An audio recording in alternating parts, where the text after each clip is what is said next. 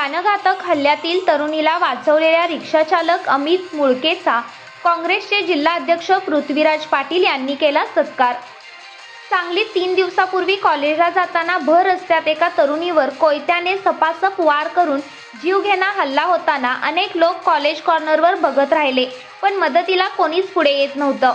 अशावेळी अत्यंत धाडसाने रिक्षाचालक अमित मुळके हा युवक धाडसाने त्या तरुणीला त्यांच्या रिक्षात घालून सिव्हिल हॉस्पिटलला दाखल केले व वेळीच उपचार झाल्याने तिचा जीव वाचला।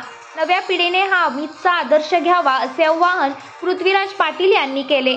आज यशोधन सेवा व संपर्क कार्यालयात अमित मुळके यांच्या धाडसाची नोंद घेऊन त्यांचा शाल, बुके व रोख 5,000 रुपये बक्षीस देऊन त्याची पाठ थोपटली।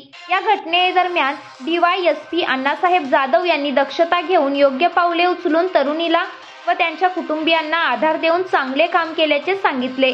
पृथ्वीराज पाटील म्हणाले, समाजात ज्या वेळी समाज विघातक गोष्टी घडतात आणि विशेष करून महिलांवर ज्यावेळी संकट येते त्यावेळी तिच्या मदतीला जाणे ही आपले कर्तव्यच आहे। केवळ बघ्याची भूमिका घेऊन चालणार नाही। यावेळी स्वराज्य रिक्षाचालक संघटनेचे संस्थापक अध्यक्ष रामभाऊ पाटील, अजित पाटील, साजिद उत्तार, रमेश सावंत, कृष्णा जाधव उपस्थित होते। समाजकार्य न्यूज साठी सांगलीहून तेजस्विनी राजपूत। सांगली येथील कॉलेज कॉर्नरच्या ठिकाणी 3-4 दिवसापूर्वी एका तरुणीला प्राणघातक हल्ला होत असताना एका सामान्य रिक्षावाल्यानं त्या ठिकाणी धाडसानं, बघ्यांची गर्दी त्या ठिकाणी होती, पुढं कोण जायला तयार नव्हतं, अशा वेळेला अमित मुळकेनं त्या ठिकाणी धाडस दाखवून तिथं तो त्या मुलीला सोडवलं आणि आपल्याच रिक्षामध्ये घेऊन त्यांनी सिव्हिल हॉस्पिटलला त्या ठिकाणी घेऊन गेला आणि त्या प्राजक्ता काळे या मुलीचं त्यांनी प्राण वाचवलं।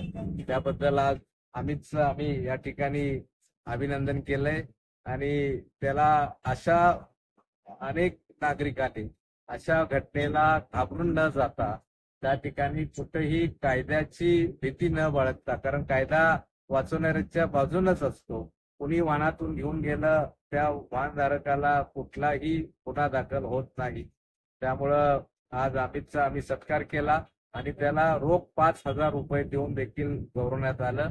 मी DYSP अण्णासाहेब जाधव यांचा खास आभार मानतो की त्यांनी त्या ठिकाणी तातडीनं येऊन अमितलाही त्या ठिकाणी धीर दिलेला होता आणि अशा पद्धतीनं आता सामान्य नागरिकांनी येऊन जाऊ नये आणि तरुणांना तरी अमितकडनं एक चांगलं प्रोत्साहन त्यांनी आपण सर्वांनी घ्यावं असं मी अपेक्षा व्यक्त करतो। आज रिक्षा संघटनेचे, स्वराज संघटनेचे रामभाऊ असतील, त्यांचे सर्व सहकारी इथं आहेत आणि एक सामान्य रिक्षा चालक हा एवढा धाडसी होऊन खऱ्या अर्थानं तो सांगलीचा ब्रँड ठरलेला आहे असं म्हटलं तरी बाबू ठरणार नाही। त्याला